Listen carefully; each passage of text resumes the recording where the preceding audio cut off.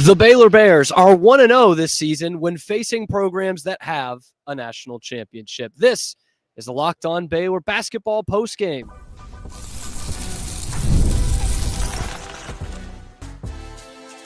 You are Locked On Baylor, your daily podcast on the Baylor Bears. Part of the Locked On Podcast Network, your team every day.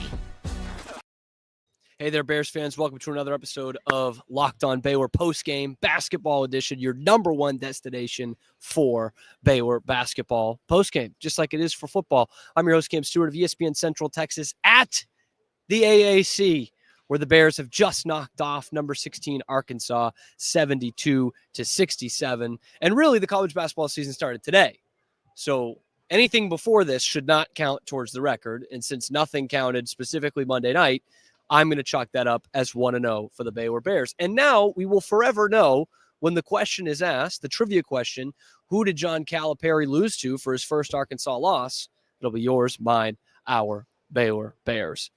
It's something called the 4-point Dallas duel. I didn't know that it was called that, but it got an MVP, which was Norchad Omier, who goes for a double-double. And the Bears really just get it done in this game today, if we're being honest, guys. It's not, I don't think there was any like huge standout performance. I don't think there was any one thing that Baylor did just spectacularly well and just suffocated Arkansas with it. But they did a couple of things really well. And mainly they played pretty good defense. Much different from what we saw against Gonzaga in game one. Of course, I mean, just first off, you held a top 20 team under 70 points. So there's the first one against a team with a couple of NBA guys and some who were like the top guys in the transfer portal. So that's the first thing. You also really suffocated them from beyond the 3-point arc. That's an Arkansas team that just does not have shooters. And that was something that was questioned for them coming into this season. They've got a whole ton of athleticism. I think they're a team that could bear down and play pretty good defense man to man. But they do not have 3-point shooting. 5 of 20. That's a pretty easy one to do, right? 25% from three. And it bit them late when they had a couple of opportunities, kick-out opportunities after offensive rebounds. They just couldn't hit threes. And Baylor was kind of daring them to shoot it all night. And that led to a lot of zone defense from the Bears, which was okay.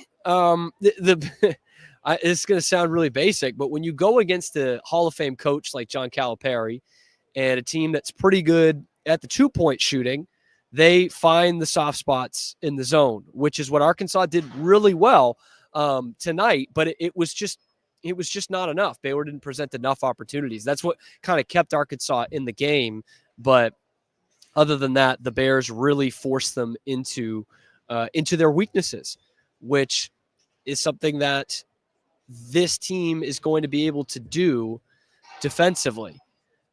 Am I saying they're going to be a 21-22 kind of suffocating defense? Probably not.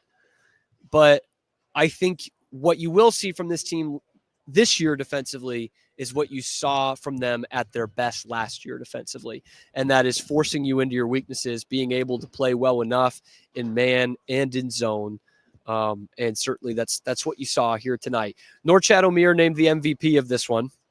So another trivia question: who was the MVP of the 4PT Dallas duel? I mean, who could forget where they were when that was played? But Norchad goes 15-12, double-double machine, gets his double-double in 29 minutes. And what was impressive for me just on the eye test is Norchad got his 4th foul with like 9 minutes left, I want to say. And he was able to play a good bit of the rest of that game and not foul out and be effective defensively. While I thought he did this in spurts in the Gonzaga game, I thought he played excellent, like man on an island post defense tonight. The Arkansas does not have their full allotment of big guys. I'm actually looking at Jonas Adu right now, the nearly Baylor Bear. We got Norchad. You're okay. Okay, you can stay there. We're good. We got Norchad. I think he heard me.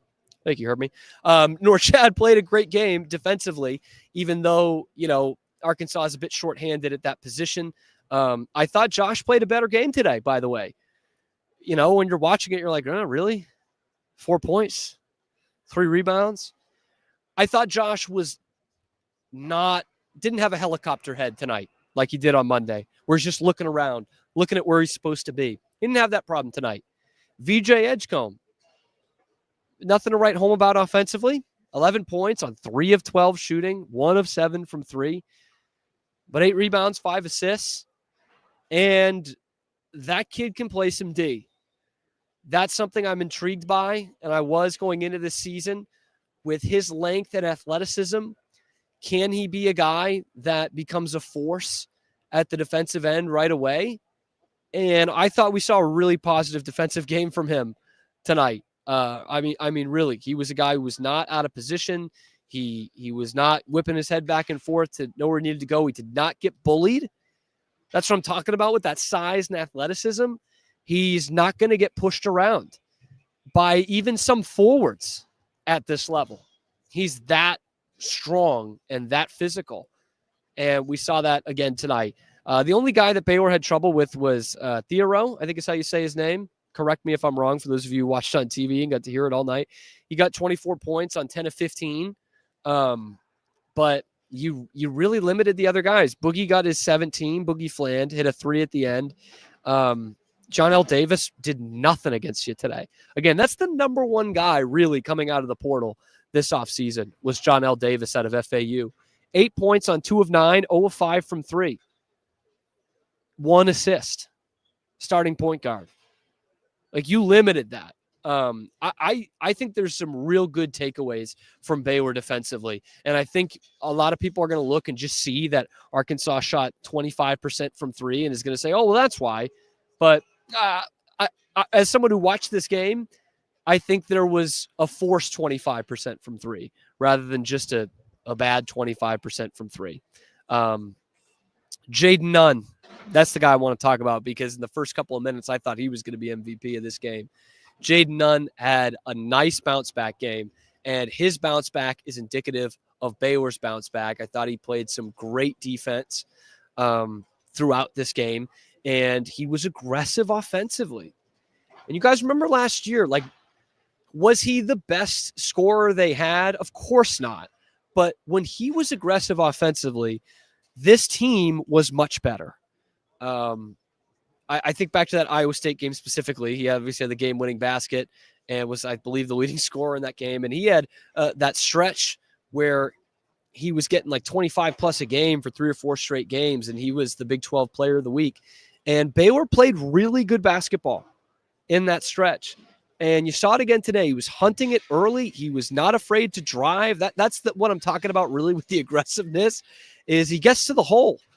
And he hit the outside shot today, hit a couple of threes when they really needed it momentum-wise. So he finishes with 16, 4 of 7 from 3. Like, you're going to take that. How many times last year did we see Jaden Nun like 0 of 4, 0 of 5 from 3 and getting 2 or 4 points? And he played good enough to defense, but this, he gave you everything. He gave you everything tonight. Baylor did not turn the ball over really at all. They only had 8 for the game. Arkansas only had 11.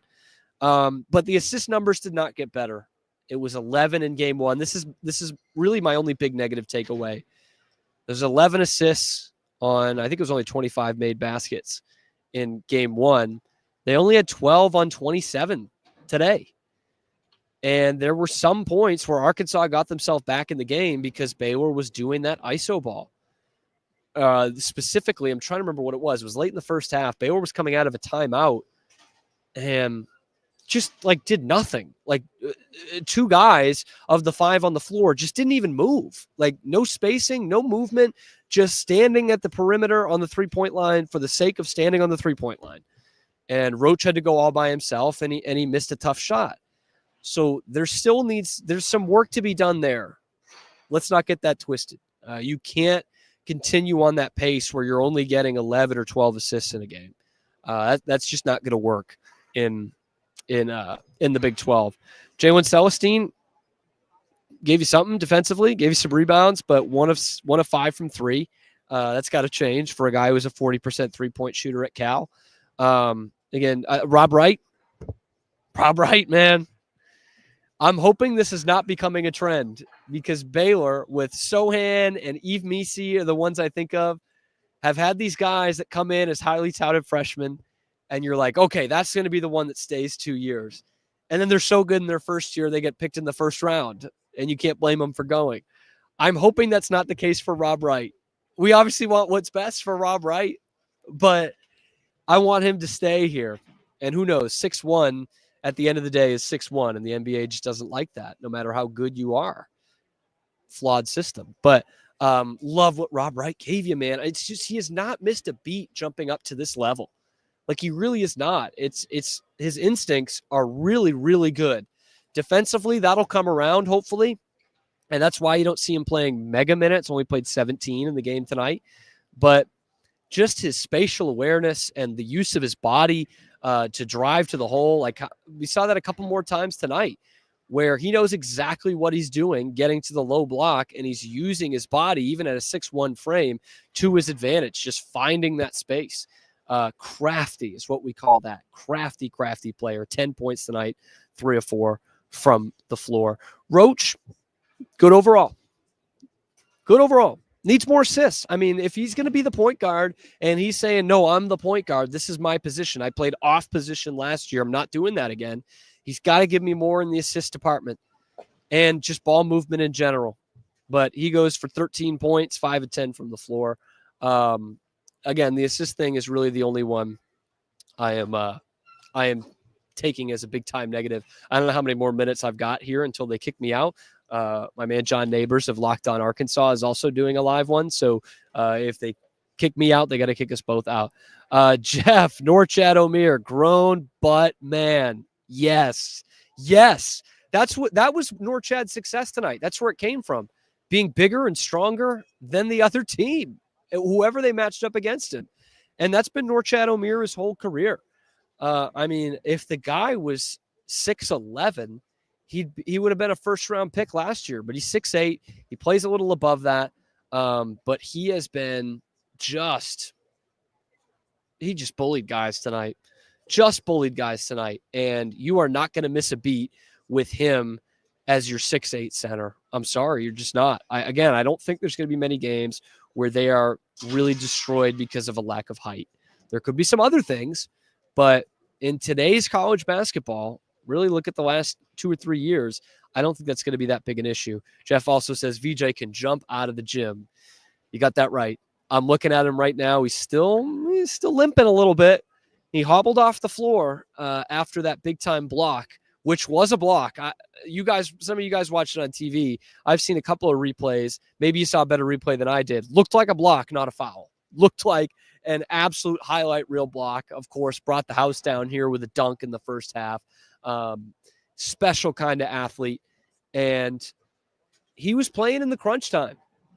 And I think that is a testament to what this coaching staff sees in him. Because, again, we went through the numbers. What was it? 1 of 6 from 3 or whatever, 3 of 12 from the floor. It was not a good offensive night. But he's out there in a tight game, late in the game, because he plays good defense. He doesn't make stupid plays, doesn't turn the ball over, doesn't commit silly fouls. And they left him out there for the 2 biggest free throws of the game, and he hit them both after missing 2 in a trip earlier. So still love what we see from VJ, but yeah, if we're talking, top 5 pick of the draft, the scoring numbers are going to have to go up. And Fran Fraschilla, who I know is much maligned in the Baylor fan circles, but someone I really respect for his knowledge of this conference and these teams in it, and says he's seen some Dwayne Wade in him. I'm waiting to see that. That would be very special to see some Dwayne Wade in him. And also Fran loves Rob Wright and thinks of him as an All-American next year. And from what we've seen so far, he could absolutely be headed towards that if he sticks around. Will says, we played the perfect type of defense for the team we played. Couldn't have said it any better. And that's what this team is going to be, I think. I don't think you're going to see one that's suffocating man-to-man or a team that's going to do a full-court press. We saw a little bit of the press tonight. Didn't work out again. I don't think they're going to be like an elite interior defense, but they're going to do a lot of things really well. Or going to do a lot of things good enough, well enough to get them to where they need to be wins-wise. And again, yeah, they smelled blood in the water. This is a team that shot 20% from 3 in game 1 against Lipscomb, and they shot 25% tonight. So we will keep you, like, shoot out there as much as you want. Ryan says the refs were awful in the second half. Were they? I don't know. Like, genuinely, I don't know. I thought there were a couple of suspect calls on either team, to be totally honest with you. Next is Langston Love, Scotty B, getting in there. Got to get Langston healthy. At this point, it's going to be news to me when he actually plays, not that he's not going to play. And to be honest with you guys, I'm perfectly fine with a slow roll on him. I know you had 2 big games, 2 top 20 games to start the season, but I'm okay taking your time on Langston if he's going to be anywhere near 100% in the conference schedule. That's, again, he can be one of the most valuable players in the country if he is healthy and contributing to this team during the conference schedule. But yeah, I don't know when we'll see him, but it was it's one that I'm okay with taking their time.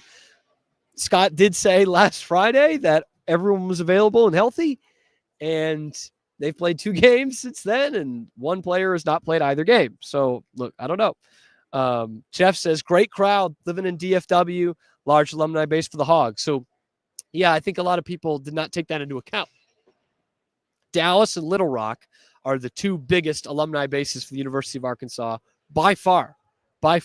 And it's not a long trip. And the Baylor faction did do well. You know, I tweeted the video of the call on the Hogs, which I got to admit, I think it's a cool thing. I got to really whisper that. But I think it's a cool thing. And Baylor did have a good crowd here tonight. Did have a good crowd and brought the energy. Absolutely. And maybe it was because Baylor kind of kept Arkansas at arm's length for most of this game. I know the Hogs weren't out of it, but Baylor took it to them early. They held them in the first 10 minutes. There was a 5-minute span where Arkansas did not get a field goal, and Baylor held them and kind of kept them there pretty much all afterwards. You know, Arkansas had their run. They got it to a 2-point game, I think, in the second half, maybe even tied it early in the second half. But from there, Baylor had it, and they saw this game out very well, which is a big-time positive for me. But other than that, again, guys, it's really the ball movement stuff that's bothering me. But how about losing by 40 in game 1, turning it around, playing a top 20 team with a Hall of Fame coach and improving that much? Okay, a 43-point improvement from losing by 38 to winning by 5. Don't take that with a grain of salt. That is a massive adjustment. Take all the other context out, whether, you know, being a road game in Spokane and being more of a neutral site here. Take all that stuff out. 2 top 20 matchups. You lost the first one by 38. You win the second one by 5. Cannot complain about that. Baylor's next game is against someone bad. To be honest with you guys, I don't even know. I was really just trying to get through these first 2. But I appreciate all of you who have stuck around here with this very quick live post game here at the AAC. They're going to start kicking people out here, so I'm going to have to go. Let me know what you thought about this game, who you thought the standout performers was, who you need to see more from. You know, maybe you do need to see more from Josh. I thought he had a good game here today. Do you need to see more from VJ? 3 of 12 from the field is 3 of 12 from the field. Nice dunk, good defense, great block, which will go down in the box score as a foul. But overall, there's positive signs there. I'm not trying to kill the kid here, but I'm hoping that aggressiveness offensively comes, and I'm interested to see if they start drawing up some plays for VJ, you know, just to get him into it. You know, we saw that last year with Langston a little bit. We saw it with Jacoby Walter a little bit when he was in a slump. Clearly there were plays designed for him to get open and, you know, get open 3-point looks. I'm wondering what we're going to see from VJ. Maybe I think he needs to be more of a cutter, more of a slasher. I don't know how much he's going to give you offensively when he's a spacer on the 3-point line, because he's not going to be an elite 3-point shooter, I don't think. Probably better than tonight, but I don't think he's going to be that. Meanwhile, he can jump through the gym, he can finish through contact, and he can finish, at the rim. So I'm interested to see if he becomes more of a cutter and a slasher and a guy that you free up that way. That's just my 2 cents. Scott Drew's going to be in the Hall of Fame one day, so I'll let him decide. But anyway, let me know what you guys thought about this game. What you guys think about this team going forward? Does this change your mind from Monday night against Gonzaga? Because there were some doomsday people in the comments on the live and on YouTube afterwards.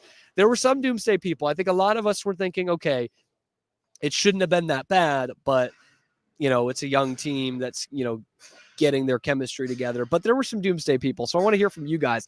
Does this change your mind? Because they just beat a top 20 team. All right. That is going to be a force in the SEC once they get their chemistry down as well. But anyway, guys, thank you so much for making this your first listen today and every day.